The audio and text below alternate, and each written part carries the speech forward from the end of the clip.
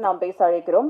தமிழ் சினிமாவில் இளைஞர்களின் நம்பிக்கை படைப்பாளியான லோகேஷ் கனகராஜின் இணை இயக்குனர் மாஸ்டர் விக்ரம் என்ற பட அனுபவம் தீரா தேடலுடன் புதியவர்களின் புது அலை தமிழ் சினிமாவில் முதல் படைப்பாக வைரத்தை கையில் எடுத்துள்ளார். தமிழ் சினிமாவில் எப்போதும் பேசப்படும் படைப்பாக வைரமாய் ஜொலிக்க வாழ்த்துக்களோடு அழைக்கிறோம் வித்தைக்காரன் பட இயக்குனர் வெங்கி அவர்களை.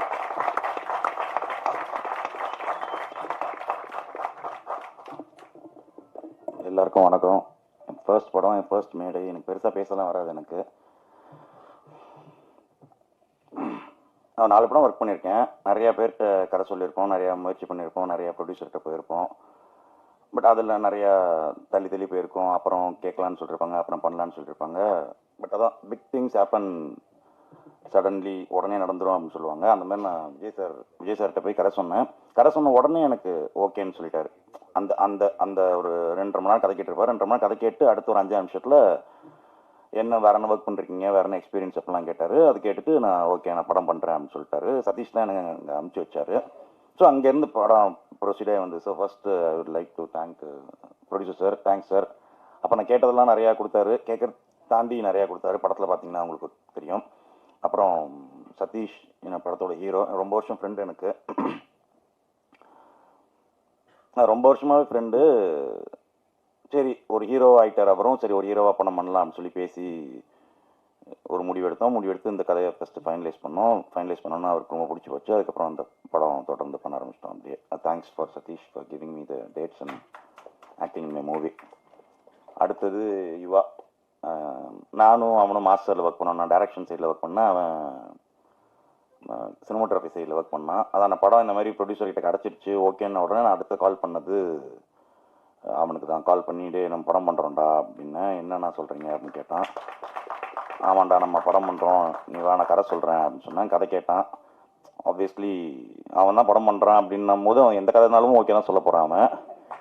பட் அந்த கதை கேட்டால் அவனுக்கு நல்லா இருந்தது, பிடிச்சிருந்தது சொன்னான். அதுக்கப்புறம் அவன் அதுக்கு ஒன்று இன்போர்ட்ஸ்லாம் எடுக்க ஆரம்பித்தான், நிறையா ஒர்க் பண்ண ஆரம்பித்தான். அப்புறம் என் ஃப்ரெண்டு, என் படத்தோட அசோசியேட் டைரக்டர் அபிலாஷ், அவன் தான் இந்த கதையில் ரொம்ப எனக்கு ஹெல்ப் பண்ண ஆரம்பத்துலேருந்து. ஃபஸ்ட்டு நானும் அவனும் பேசும்போது ஒரு திருட்டு கதை எழுதலாம், ஒரு ஹைஸ்ட் பற்றின படம் பண்ணலாம் அப்படின்னு யோசிக்கும் போது நான் இதில் ரொம்ப ஸ்ட்ராங்காக இருந்தேன். எனக்கு சதீஷ் தான் ஹீரோன்ற போது ஓகே ஒரு திருட்டு கதை எழுதலாம், அது இன்னும் கொஞ்சம் ஈஸியாக இருக்கும் நமக்கு. இல்லை அது அந்த அர்த்தத்தில் இல்லை, சதீஷை வச்சு இது வரைக்கும் பண்ணாத ஒன்று பண்ணலாம் அப்படின்ற ஒரு முடிவு ஒன்று எடுத்து அது பண்ணிடலாம் அப்படின்னு யோசிச்சோம். அப்புறம் ஜியாகிரபியாக யோசிச்சோம் எங்கே போய் கொள்ளையடிக்கலான்னு. இது வரைக்கும் கொள்ளையடிக்காத இடமா இருக்கணும், நகைக்கடை, துணிக்கடை, அந்த மாதிரி காலேஜ், பேங்க், அந்த மாதிரி ஆல்ரெடி பார்த்த இடமா இருக்கக்கூடாதுன்னு ரொம்ப யோசிச்சு நானும் அவனும் தான் ரொம்ப யோசிக்கும் போது நான் அவன்கிட்ட கேட்டேன் எது கொள்ளையவே நான் ஒன்றுனா சொல்லிட்டே இருந்தான். நான் இல்லைடா வேணாண்டா நான் கேட்டேன். சரி கொள்ளையை அடிக்க முடியாத உடனே ஒன்று இருக்கணும்டா, அது எதிரா அப்படின்னா ஏர்போர்ட்லாம் போய் கொள்ளடிக்க நீ போய் அடி அப்படின்னாம அப்போ தான் சரி அப்போ ஓகேடா ஏர்போர்ட்டில் ஃபிக்ஸ் பண்ணுறேன். ஏர்போர்ட்லாம் கொள்ளடிக்க முடியாதா அப்படின்னா இல்லைடா அப்போ அடிக்கிறோம் நம்ம, அதுக்கு எழுத ஆரம்பிச்சிடலாம் அப்படின்னு சொல்லி தான் ஃபஸ்ட்டு பிள்ளையார் சொல்லி போட்டது அவன் தான். அது தேங்க்ஸ் மச்சான். அடுத்தது என் படத்தோட எடிட்டர் சித்தார்த். எனக்கு மேலே நிறைய நேரம் உழைச்சிருக்காரு அப்படின்னா ஆப்வியஸ்லி டேரக்டர் தான் அதிக நேரம் உழைச்சிருப்பாங்க, அசல் டேரக்டர்ஸ் தான் அதிக நேரம் உழைச்சிருப்பாங்க. எனக்கு மேலே படம் ஃபுட்டேஜ் ரெடி ஆனதுலேருந்து எனக்கு மேலே அந்த படத்தை பார்த்தது, எனக்கு மேலே நிறைய உழைச்சது, டே அண்ட் நைட்டாக இருக்கட்டும். நான் கூட சம்டைம்ஸ் ஆஃபீஸ் போகாமல் ஃபோன்லேயே கூட வேலை நடக்குதா இல்லைன்னு கேட்டுப்பேன். எனக்கு மேலே நிறையா உழைச்சது சித்தார்த் தான், நல்லாவும் உழைச்சிருக்காரு. தேங்க்ஸ் இது. அப்புறம் நடித்த நடிகைகள், அப்புறம் சிம்ரன் அவங்க ஆடிஷன் கூப்பிடும் போது நான் அப்போ அவங்க ஹைதராபாத்லேயே எங்கேயோ இருந்தாங்க. ஒரு ஃபோன் பண்ணோம், ஃபோட்டோ காமிச்சாங்க. ஃபோட்டோ பார்த்தா எனக்கு கன்வின்சிங்காக இருந்தது. ஒரு இன்வெஸ்டிகேட்டிவ் ஜேர்னலிஸ்ட்டாக இருக்கணும். ஸோ பார்க்கும்போது எனக்கு ஓகே கன்வின்சிங்காக இருந்தது. நாளைக்கு வர முடியுமா அப்படின்னு சொல்லி கேட்டேன் மேனேஜர்கிட்ட. அவங்க உடனே நாளைக்கே வந்துட்டாங்க. அவங்க ஏதோ பாம்பே போயிட்டு இருந்தாங்க போல். அப்போது லக்கேஜ்லாம் எடுத்து மொத்தமாக நேராக ஆஃபீஸ்க்கே வந்துட்டாங்க. ஆஃபீஸ்க்கு வந்து ஆடிஷன் அட்டன் பண்ணாங்க. ஆடிஷன் அட்டன் பண்ணோடனே எனக்கு ரொம்ப பிடிச்சி போச்சு. நான் ப்ரொடியூசர் சொன்னேன், சார் இவங்களை ஃபிக்ஸ் பண்ணலாம் சார், நம்ம வேறு தேட வேணாம் சார் நம்ம அப்படின்னு சொன்னால் அவங்க அங்கேருந்து வந்ததுக்கு ஃபஸ்ட் தேங்க்ஸ். அதுக்கப்புறம் நடித்ததுக்கு ரொம்ப தேங்க்ஸ் சிம்ரன். அதுக்கப்புறம் அவங்க ஷூட்டிங் போகிறதுக்கு முன்னாடி கூட சரி ஒரு 4 நாள் ஷூட்டிங் இருக்குன்னா அதுக்கு ஒரு 4 நாளைக்கு முன்னாடி இங்கே வந்துடுவாங்க, டைலாக் போய் பேசலாம். அவங்க சுத்தமாக தமிழ் தெரியாது. எனக்கு எப்படி ஒரு வார்த்தை கூட ஹிந்தி தெரியாதோ அந்த மாதிரி அவங்களுக்கு சுத்தமாக தமிழ் தெரியாது. அவங்க அங்கேருந்து வந்து அவங்க முன்னாடி டைலாக் ப்ரிப்பேர் பண்ணிப்பாங்க, ஃபுல்லாக டைலாக் ப்ரிப்பேர் பண்ணிப்பாங்க. ஷூட்டிங் வந்து டக்குன்னு சிங்கிள் டேக்கில் அடித்து இது பண்ணிட்டாங்க. அதுக்கு ரொம்ப தேங்க்ஸ் சார். மதுசூதன் சார் ரொம்ப தேங்க்ஸ் சார். இந்த படத்தில் நல்லா காமெடி பண்ணியிருக்காரு அவர்.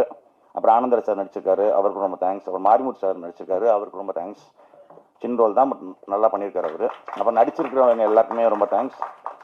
அப்புறம் ரிச்சி இந்த படத்தில் பாட்டுக்கு ஆடியோ பண்ணியிருக்காரு, நல்லாவே பண்ணியிருக்காரு. அது அவருக்குமே எனக்கு வேலை இருக்காது பெருசாக, நம்ம ஆக்ஷன் சொல்ல கூட தேவையில்லை, நம்ம பாட்டுக்கு ஒரு ஓரமாக சேர் போட்டு ஜாலியாக உட்காந்துருக்கலாம். பாட்டு எடுத்து கொடுத்தது தேங்க்ஸ் வச்சு. அப்புறம் அண்ணன் சுப்ரமணிய சிவா அண்ணன் ஒரு நல்ல கேரக்டர் ஒன்று பண்ணியிருக்காரு, அதுக்கு ரொம்ப தேங்க்ஸ்ண்ணே. பார்த்து தெரிஞ்சுக்கிட்டுங்க, நானும் ஒரு சின்ன கேரக்டர் நடிச்சிருக்கேன். அது என்னன்னு தெரியல. அது ரொம்ப ப்ரெஷரான ஒரு மொமெண்ட். ஏன்னா நான் திருப்பி நடிக்கும் போது எனக்கு மற்றவங்ககிட்ட வேலை வாங்குறது ஈஸியாக இருக்கும், நம்ம அந்த வேலையை பண்ணுறதுன்றது எப்பவுமே கஷ்டமாக தான் இருக்கும். அது நடிக்கும் போது எனக்கு அது திருப்பி நான் மானிட்டரில் எப்படி இருப்பேன், என்னவா இருப்பேன், எப்படி என்னவா நடிக்கிறேன், கரெக்டாக நடிக்கிறேன்னா, ஏன்னா நான் தான் டிசைட் பண்ணணும். நான் நல்லா நடிச்சிருக்கேன் அப்படின்றது நான் டிசைட் பண்ணுற வரைக்கும் திருப்பி நடிக்கணும். அதுக்கு மற்றவங்களும் கோஆப்ரேட் பண்ணணும். அப்படி நிறையா கோஆப்ரேட் பண்ணாங்க. அது சுப்ரமணிய சிவா தேங்க்ஸ்ண்ணே. அண்ணன் கூட தான் எனக்கு காம்பினேஷன் எனக்கு நிறையா, அதனால் அவர் கூட நடித்தேன். அவர் நல்லாவே ட்ரெயின் பண்ணார், நல்லா சப்போர்ட் பண்ணார் எனக்கு, நல்லா நடிக்கிறேன்னு சொல்லி. அப்புறம் வேறு யார்? ஆமாம், அது கரெக்ட் தான், வேறு வழி இல்லைன்றது ஒன்று இருக்குது. தேங்க்ஸ்ண்ணே. அப்புறம் மியூசிக் டைரக்டர் வந்து பிபிஆர்னு ஒரு புது மியூசிக் டைரக்டர் தான். நிறைய பேர் புதுசு தான் நாங்கள் இது பண்ணியிருக்கோம். இதில் மியூசிக் டைரக்டர் நல்லா சூப்பராகவே பாட்டு போட்டிருக்காரு. அவரோட ஃபஸ்ட்டு ஒரு ரெஃபரன்ஸாக ஒரு மியூசிக் ஒன்று காமிச்சார், போட்டு வச்சுருந்தது. அது பார்த்தேன், எனக்கு பிடிச்சிருந்தது. உடனே அவர்கிட்ட மற்ற டியூன்ஸ்லாம் சொன்னேன், மற்ற பாட்டெலாம் கேட்டேன், டக்குன்னு போட்டு கொடுத்தாரு. அப்புறம் ஆர்ட் டைரக்டர் இன்றைக்கி வரல. அவர் ஆர்ட் டைரக்டர் துரராஜ் சார்னு சீனியர் எக்ஸ்பீரியன்ஸ்டு ஆர்ட் டைரக்டர். எங்களுக்கு தேவையானது இப்போ ஏர்போர்ட் மேட்ச் பண்ணுற மாதிரி வேணும் அப்படின்னா லைவில் போய் எடுத்தோம். அது தவிர்த்து மேட்ச் பண்ணுற மாதிரி செட்டு போட்டு கொடுத்தாரு. எங்களுக்கு நிறையவே ஹெல்ப் பண்ணார் படத்துக்குள்ளே. அப்புறம் பாட்டு வந்து வைரமுத்து சார் எழுதியிருக்காரு, அவருக்கு ரொம்ப தேங்க்ஸ். இந்த இடத்துல இப்போ கேட்டோம், சுச்சுவேஷன் சொன்னோம், ஓகே நான் எழுதி தரேன் அப்படின்னு சொன்னார். டக்குன்னு அடுத்தடுத்து ஒரு 2 நாள் 3 நாளில் அவருக்கு வந்து பிரிண்ட் அவுட் இது மெயில் வந்துகிட்டே இருக்கும். பாட்டு எழுதி கொடுத்து நம்ம கரெக்ஷன் சொல்கிற மாதிரி இல்லை, நமக்கு அந்தளவுக்கு அறிவும் இல்லை, பட் நல்லாவும் இருந்தது. அதனால் ஓகேன்னு சொல்லி நம்ம பாட்டெல்லாம் ப்ரொசீட் பண்ணியாச்சு. வேறு யாரையா விட்டனான்னு தெரியல. காஸ்டியூம் டிசைனர் அவங்க இதுக்கு முன்னாடி படங்கள் பண்ணியிருக்காங்க. காஸ்டியூம் டிசைனர் நிறைய படங்கள் பண்ணியிருக்காங்க அவங்க. இந்த படத்துக்கு அவங்க நல்லா ஹெல்ப் பண்ணாங்க. அவங்க ஏர்போர்ட்டுக்குள்ளே இருக்கிற யூனிஃபார்ம்ஸ் நிறைய தேவைப்பட்டுச்சு எங்களுக்கு, அதுக்கு அவங்க நிறையவே ஹெல்ப் பண்ணாங்க அவங்க. அப்புறம் ஒர்க் பண்ண சம்மந்தப்பட்டவங்க எல்லாருக்கும் தேங்க்ஸ். தாரணி ரொம்ப தேங்க்ஸ். சின்ன கேரக்டர் தான் அவருக்கு. விக்ரம் வந்து சின்ன கேரக்டர்னு சொன்னாங்க. ஆக்சுவலாக வந்து இவருக்கு 2 பேர் பக்கத்தில் உட்காந்து கூட படத்தில் ஹீரோயின்றது இல்லை. இவர் டபுள் ஆக்ஷன் அடிக்கிறார், அவருக்கு ஹீரோயின் இல்லை. ஆனால் அவர் சின்னதாக வர அவருக்கு ஒரு ஹீரோயின் வேறு கொடுத்துருக்கோம் நாங்கள். அப்புறம் நிறைய பேர் நடிச்சிருக்காங்க. எல்லாருக்கும் சப்போர்ட் பண்ணவங்க எல்லாருக்கும் நன்றி. கூட நடித்தவங்களுக்கு, டெக்னீஷியன்ஸ் எல்லாருக்குமே ரொம்ப நன்றி. இது ஸ்பெஷலாக எக்ஸ்ட்ராவாக நன்றி சொல்லணும்னா 2 பேருக்கு சொல்லணும். ஒன்று என் டைரக்ஷன் டீமு. நான் கொஞ்சம் ஷார்ட் டெம்பர் தான். நான் ஒர்க் பண்ணுற இடத்துல கொஞ்சம் ஷார்ட் டெம்பராக தான் இருப்பேன். ஒரு வாட்டி சொல்லுவேன், 2 வாட்டி சொல்லுவேன், 3 வாட்டி சொல்லுவேன், 4வது வாட்டி கொஞ்சம் லைட்டாக மூஞ்சி காமிச்சிருவேன். பட் அதுக்காக எவனும் வேலையை விட்டு போகாமல் கடைசி வரைக்கும் புரிஞ்சுக்கிட்டானுங்க அவனுங்க. ஓகே, இவன் கொஞ்சம் கோளாறு தான், ஆனால் தப்பு பண்ணும்போது தான் கோளாறு ஆகிறான் அவன், சும்மா கோளாறு ஆக மாட்டான் அவன். ஒரு 4 வாட்டி சொல்கிறான்ல, அந்த 4 வாட்டி நம்ம புரிஞ்சு போனோம். 5வது வாட்டி தான் அவன் கொஞ்சம் மூஞ்சி காட்டுறான்றது. அந்த தேங்க்ஸ்டா. அதுக்கு 10 பேர் இருந்தாங்க என்கிட்ட. எல்லாரும் கேட்பாங்க, ஃபஸ்ட்டு படத்துலேயே 10 பேர் அப்படின்னு. அது ஃபஸ்ட்டு வாட்டி ஒருத்தர் கேட்டார், ஃபஸ்ட்டு படத்துலேயே 10 பேருன்னு. அப்போ யோசிச்சேன், நான் தப்பு பண்ணுறோம் அப்படின்னு. செகண்ட் வாட்டியும் திருப்பி ஒருத்தர் கேட்டார், கொஞ்சம் ஓவராக போயிட்டோம். 3rd வாட்டி ஒருத்தர் கேட்டார் 10 பேர் அப்படின்னா. ஆமாங்க, அப்போ கன்ஃபார்ம் பண்ணிட்டோம், ஓகே கரெக்டாக தான் போயிட்டு இருக்கோம் நம்ம. இவ்வளோ பேர் கேட்குறானுங்க அப்படின்னா அது தப்பு பண்ணல நம்ம. 10 பேர் வேணுங்க, எனக்கு 10 பேர் தேவைப்பட்டுச்சு. ஏன்னா ஃபஸ்ட்டு ஒரு 5 பேர் தான் இருந்தாங்க. அதுக்கப்புறம் ஏதோ பார்க்குறவங்கலாம் கேட்பாங்கல்ல, சார் டேரக்டர் நீங்கள் எனக்கு அசன் டேரக்டர், ஓகேவா அசன் டேரக்டர் சார், ஓகே வான்னு அப்படியே கூப்பிட்டுக்கிட்டு நான் பாட்டு சேர்த்தேன். அப்படியே 10 பேர் நல்லா வேலை பார்த்தாங்க. அந்த 10 பேர் ஈக்குவலாக, 10 பேர்னு சொல்ல முடியாது, 15 பேர் தான் சொல்லணும். ஏன்னா அது ஈக்குவலாக அந்த சினிமாட்டோகிராஃபி டீமில் இவங்க டீமில் ஒரு 5 பேர் இருக்காங்க. அவங்களும் சேர்த்து எனக்காக வேலை பார்த்தாங்க, படத்துக்காகவும் சரி எனக்காகவும் சரி. 15 பேர் தான் சொல்லணும் நம்ம. அந்த 15 பேருக்கு ரொம்ப தேங்க்ஸ்டா, ரொம்ப தேங்க்ஸ். டே 1லேருந்து நான் எனக்காக நிறையா ஒர்க் பண்ணியிருக்கேன். என்னோட அதிகமாக மென்டலி ஃபிசிக்கலி எல்லாமே உழைச்சது, அதிகமாக வேலை பார்த்தோன்னா அவங்க தான். ரொம்ப தேங்க்ஸ் அவங்களுக்கு. வேறு யாரையா விட்டுனான்னு தெரியல எனக்கு. ஸோ ஃபர்ஸ்ட் படம் பாருங்கள், பிடிச்சிருந்தா சப்போர்ட் பண்ணுங்கள். நீங்கள் பிடிக்கும் நம்புகிறேன். நான் ஆசாசியாக ஒரு கதை ஒன்று எழுதியிருக்கோம், அந்த கதையில் படம் பண்ணியிருக்கோம். அது ஒன்று 23rd ரிலீஸ் ஆகிறது வெயிட் பண்ணிட்டு இருக்கோம். 23rd ரிலீஸ் ஆகும். நீங்கள் எல்லாம் பாருங்கள், பிடிச்சிருந்து நல்லபடியாக எழுதுங்க. ரொம்ப தேங்க்ஸ்.